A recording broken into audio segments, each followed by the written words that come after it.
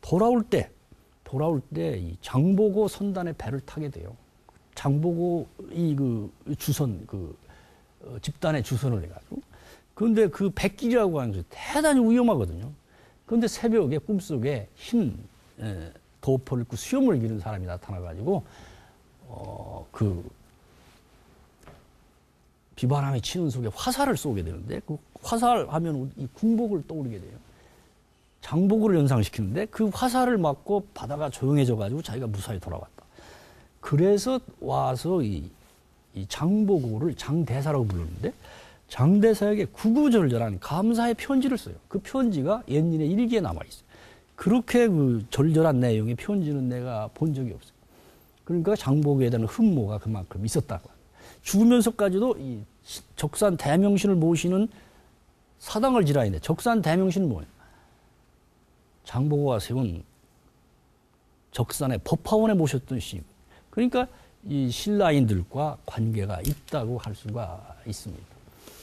또 교토에 가면 그 희예산 너머에 비와코라고 하는 비파호라고 하는 일본에서 제일 큰 그 호수가 있는데 그 옆에 이 삼정산 미이데라라고 하는 유명한 절이 있어요. 국보로 지정이 되어 있는데 이 절을 지은 사람은 옌진의 제자인 옌친이라는 사람이에요. 원진이라는 사람인데 그 삼정산 미이데라의 말사 그 하나의 그 부속된 절 중에 신라 선신당이라는 건물이 있어요. 이름조차 신라 선신당이라고 되어 있어요. 궁금해서 찾아가 봤더니 그 앞에 보면 이와 같은 건물로 되어 있어가지고 이것도 역시 일본의 국보로 지정이 되어 있는데 이 신라 선신당에서 모시고 있는 신이 신라 대명신이라는 신이에요. 왜 신라 대명신이냐? 아마도 역시 옌친이라는 사람도 당에 유학을 하면서 적산 법한에서 봤던 적산 대명신을 모시는 거예요. 적산 대명신은 신라 대명신. 이런 식으로 해가지고 대단히 그 감동을 했다.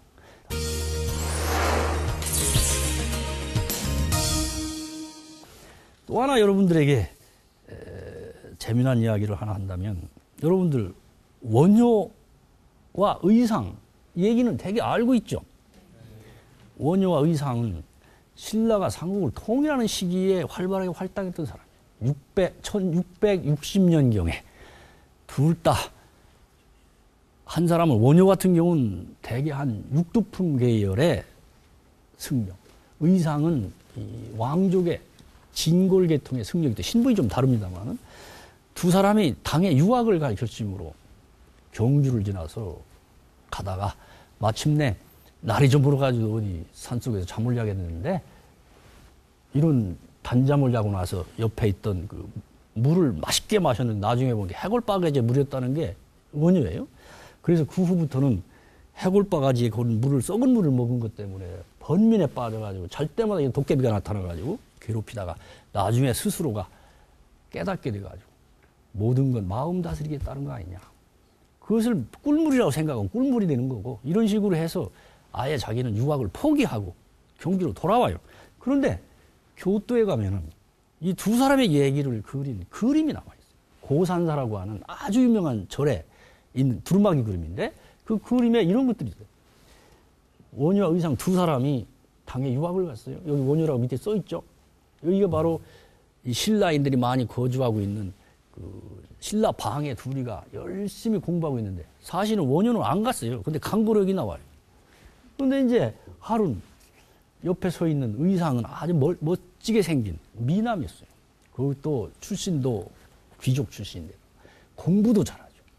거기에 하숙집 딸이었던 선묘라는 아가씨가 사랑을 고백을 해요.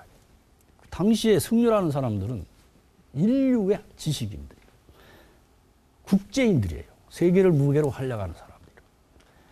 그러니까 뭐 누가 봐도 그러나 거기에 고민하고 있었던 의상 같은 경우는 마침내 나는 불법을 구하러 온 사람이다.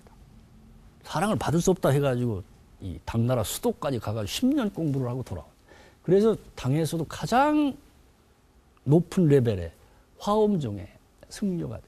돌아오는 길에 옛날 하숙집에 들려봤더니 선묘는 10년 동안 의상을 생각하면서 불공을 들이라고 없어요. 그래서 이제 배 시간이 돼가지고 배를 타고 돌아오니까 선묘가 의상이 왔다 소리를 듣고서 맨발을 뛰어나와가지고 결국은 자기가 10년 동안 지었던 가사, 그러니까 승려복을 바다에 던져가지고 의상한테 배달을 시키고 풍랑임. 그러면서 바다에 뛰어들어가지고 용이 된다고 하는 얘기를 그려요. 용이 된 거예요. 용이 돼가지고 마침내는 그 황량한 바다, 의상을 태운 배를 자기 등허리에 싣고서 경주까지 와. 이러한 내용들의 그림이 있더라고요. 어떻게 보면은 당시에 일본인들이 원효와 의상이라는 사람을 어떻게 숭배하는가도 알 수가 있고, 동아시아의 지식인들의 지적 네트워크라고 할까? 이런 것들이 얼마만큼 잘 갖춰져 있는가. 물론 이 의상과 선묘 얘기는 돌아와서도 계속이 돼요. 여러분들이 영주의 부석사 얘기 부석사. 의상이 돌아와가지고 각 곳에 절을 지으러 다닐 때 그 토착 세력들이 반대를 해요. 부석사도 마찬가지였어요. 그때 선묘가 다시 용이 돼서 나타나서 큰 바위돌을 들었다 놨다 들었다고 그 사람들 머리 위에 맴돌게 되니까 다 기겁을 해가지고 부처님의 기적 앞에 순종을 하고 해서 부석사를 지었다. 그래서 뜰 부자에 돌석자 아니 그런 것들이 그림으로 나와 있는데, 놀라웠게도 교도에 가니까 이 선묘를 기리는 절이 있어요. 또 선묘의 무덤도 있더라고. 선묘의 상도 있어요. 그런데 부석사에 가면 부석사의 그 대웅전 옆에 조그만 그 비각이 하나 있는데, 그 문을 열어봤더니 거기에는 선묘의 그림이 걸려 있어요. 이런 걸 보면은 한국과 일본, 중국을 잇는 이와 같은 그 뭐라고 할까요? 문화의 교류라고 할까, 이런 것들을 찾아볼 수가 아주 밀접하게 연결이다. 물론 지금과 같은 이야기는 삼국사기에도 좀 실려 있고, 송의 유명한 승려가 쓴 그 송대 고승전이라는 책에 실려 있는 내용을 그림으로 그린 건데, 그 그림은 일본의 국보로 지정이 되어 있어요. 지금 교토 국립박물관에 소장이 되어 있는데, 이런 등등을 통해서 우리가 고대에도 외교뿐만 아니고 무역, 교역, 그리고 이와 같은 학문의 교류, 이런 것들이 대단히 밀접하게 이루어지고 있어요. 특히 한국과 일본 사이에는 밀접한 그러한 관계가 지속이 됐다고 하는 것들을 우선 알아볼 수가 있습니다.